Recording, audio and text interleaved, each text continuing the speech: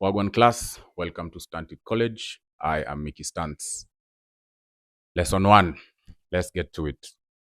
The first thing that I want to talk about as we set off is safety.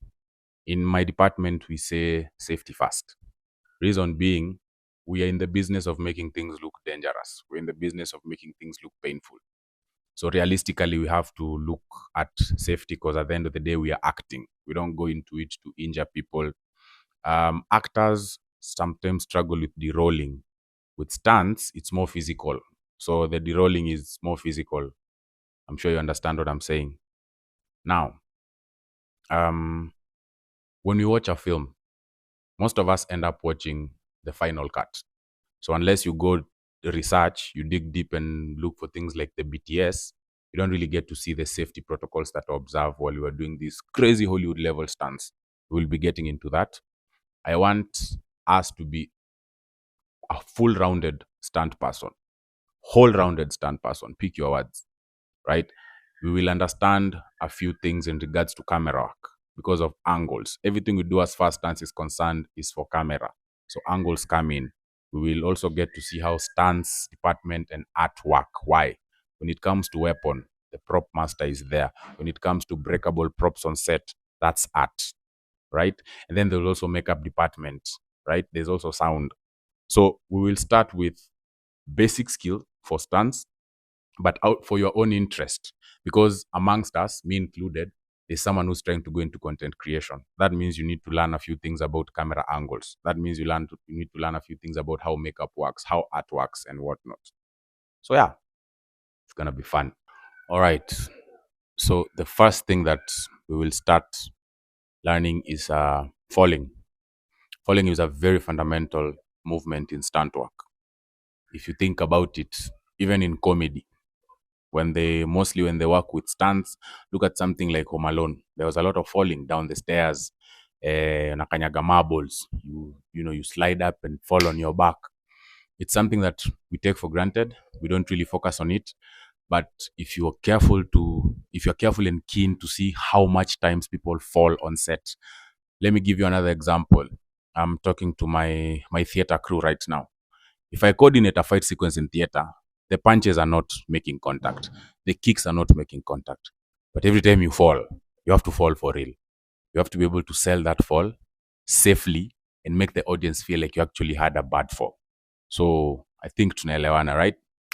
So depending on what the script or the character description dictates, it's important that you get comfortable with the whole aspect of falling, because there's different kinds of falling, right? Um, Falling while standing, falling while sitting, falling while walking or running, or falling from a high platform like from on top of a horse, or even from a third floor balcony. You understand? It's all about getting used to the whole idea. Because what happens is, if you're not used, we call it kutowoga as you start and get used to it.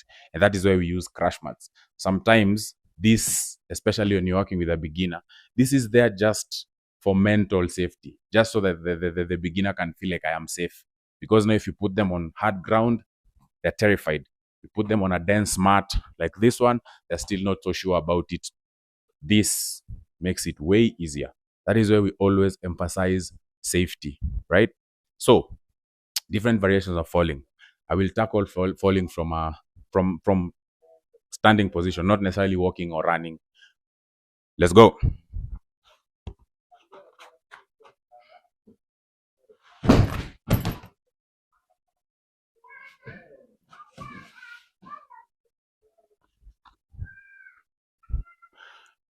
You see, again, the idea is just to get used to the movement.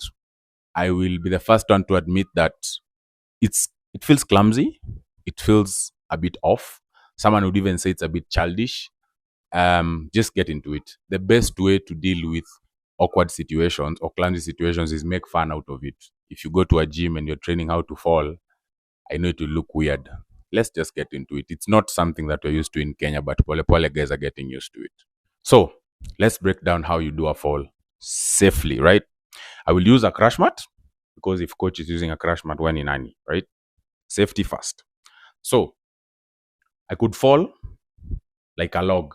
If that was what the script takes. Remember, if that is what the script is saying, safety precautions imesotiwa, but it's about you as a performer. How do you do it? Maybe crash mat iko lakini tumefunika na mchanga, so wewe unajua kuna crash mat, but sasa since kuna mchanga juu, we have to see you falling and have that fall sell, because as far as the audience knows, you fell on hard ground, right? So you cannot start falling and then that doesn't work. So it's about drilling it until you get it. Now, to look at other safety precautions, right? We call it dropping your silhouette or reducing your silhouette. It's harder to fall from a standing position because the distance between the ground and my face is quite high. But there are different ways to approach it. For example, go down on your knees. And then as you go forward, feel free to use your hands because it's natural body movement. Knee first. Then, right? Pretty simple. Again, it feels more awkward than difficult, mostly because it's movement that you're not really used to. But that's how it goes. So now you get used to it and you're able to do it while, say, we are walking. If I'm walking and I get shot, I drop. And also when you land, you always have to protect your face. That's why we normally say it's easier to fall forward, mostly because you have your hands to work with and you can see where you're going. So other than you hitting the floor with your face, of course, you brace the fall with your hands, and then we pick a shoulder, or should I say a pec, that would hit the ground. In this case, if I'm falling from here and my hands are tied on the back, right? So it will kind of look like this.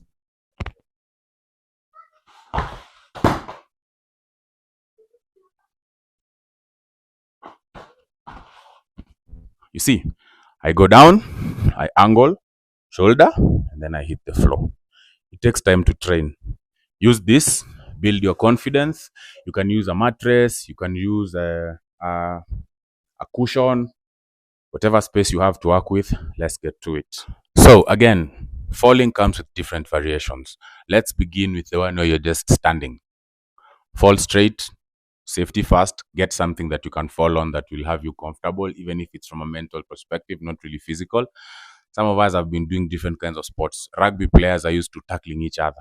So maybe someone might feel they're comfortable maybe using the dense padding. Also, most of us don't really have dense padding, but you always have something that's a bit lighter, a bit thicker, that gives you better padding, like a mattress or a seat cushion, right? So start with falling from a standing position, right? Start with falling from a kneeling position. Then stand up, break your silhouette, knees first, then the rest of the body. Then after you get used to that, now you can start by walking. So you act like either you got shot, fall, or you get tripped or something. The whole idea is to be comfortable hitting the ground and making it sell, right? Now, moving on to a roll, which is a bit more technical, but even more fun once you learn how to do them. The thing with a roll is the fear of the unknown. By the fear, I mean, most of us don't, if you've never done a roll before, you don't know how the body reacts to that kind of movement. So, and the best way to start is actually from a squatting position, because you're very, very close to the ground. So it reduces the impact, if any. And the crash mat also helps. So the reason I'm saying the fear of the unknown is that a lot of people are not used to having this kind of movement where you turn. It's like you're flipping upside down. When you roll, you actually flip upside down, right? So a lot of people find it hard because it's something that you're not used to doing. This helps. Siogope sana. So a basic 200 roll.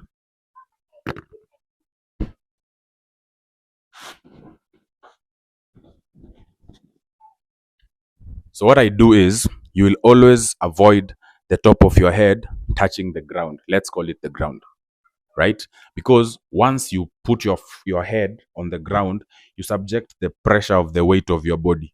Your neck will stiffen. That means your back will not be rounded. When your neck stiffens, it's a whole column from the neck to the backbone, all the way to your lower back and your hip. So it will stiffen to carry that weight. Otherwise, your neck will squish like this and the body will not allow that.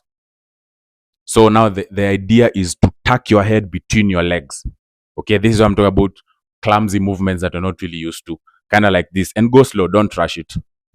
So 2 hands on the floor. Look between your legs like you're trying to stare up at the ceiling. So you're kind of like all curved up like that, right? And then just push over. So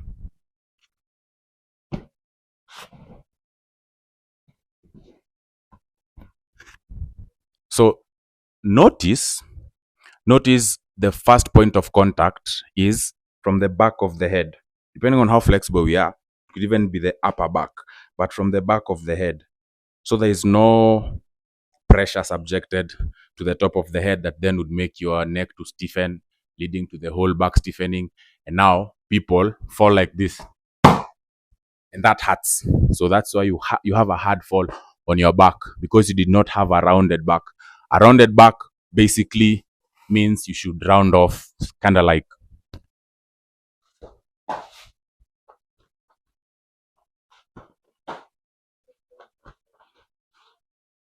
See, that's a rounded back.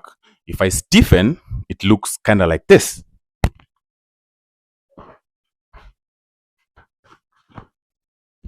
Trust me, you don't want to have that impact on your back. Yeah? So we begin from a squatting position up until you're comfortable, right? When you get comfortable, we could go on your knee. Now in this position, remember you're pushing with the leg that's behind, and you go.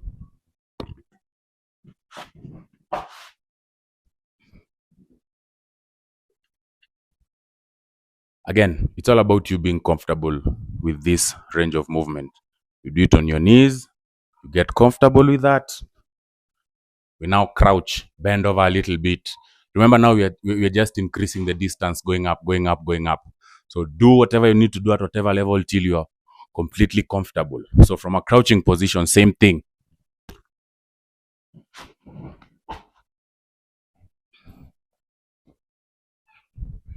See, the rule is the same. Tuck your head. Never put your head on the ground and subject all that pressure of your weight. Because now, when your head is on the ground, the full body is up. Same thing. Then once you get to it, you can now do it from a standing position, right?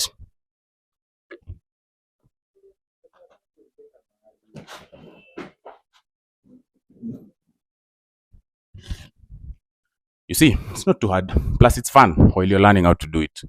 And now that's the first basic forward roll, where you use both hands. For stunts, we teach you how to use a shoulder roll instead. So now you switch from holding with both hands to one hand, because it's safer for your back. It means now it looks a bit fancy. Now for stunts, we are looking for fancy, first of all. So from this position, let's again go back, reduce your silhouette once more. From this position, I will lift this hand, and then I will put it on the inside part of my knee. Why? If I put it on the outside part, you might injure yourself. You're limiting your movement. Well, it's here you're free to move. So from here, it's like kinetic chain movement. What happens is I make contact from the hand, then goes to the elbow, through the shoulder, then cuts across to this other side. So the roll kind of looks like this.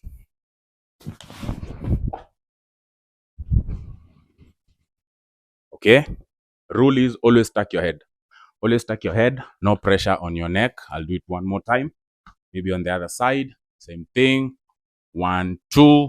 And as I lift off, see the point of contact that I'm trying to work with. Hand, elbow, shoulder, roll. Right? Now, starting off, you might not go straight. It's part of the process. Yeah? It takes some time to learn how to control your direction. It's actually very important, because sometimes you roll so that you can stand and keep on running, not just rolling. So with time, don't worry if you're falling to the side. I mean, falling to the side like this. Someone starts off here, the plan is to go forward. But if they don't have enough momentum or control of the motion, their feet, instead of their feet going that way, they end up going half the distance. So someone goes like this, you see. And mine is a bit more accurate because I'm used to it. But for most beginners, they land here because you break the movement cycle. Keep doing it.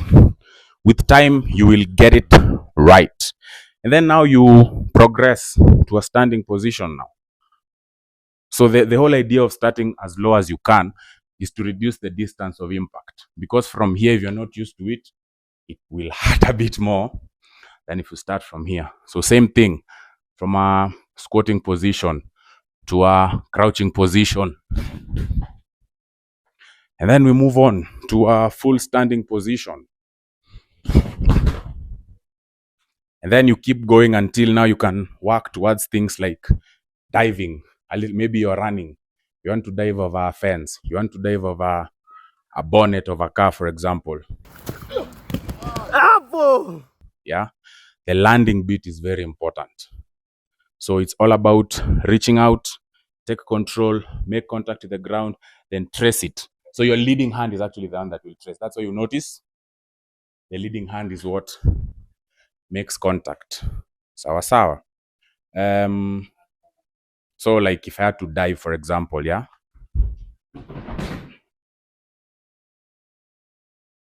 And yeah, that is it for class 1. Falling and rolling. Let me get your feedback.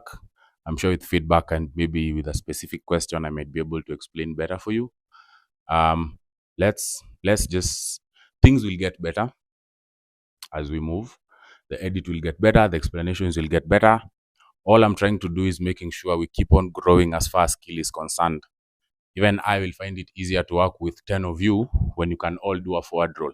Some of these things are normally very difficult to teach on set, which is a struggle as a coordinator that I go through.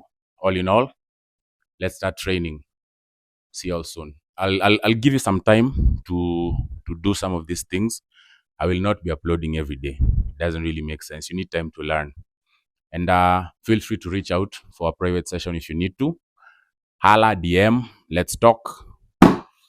Till next time, stunt it.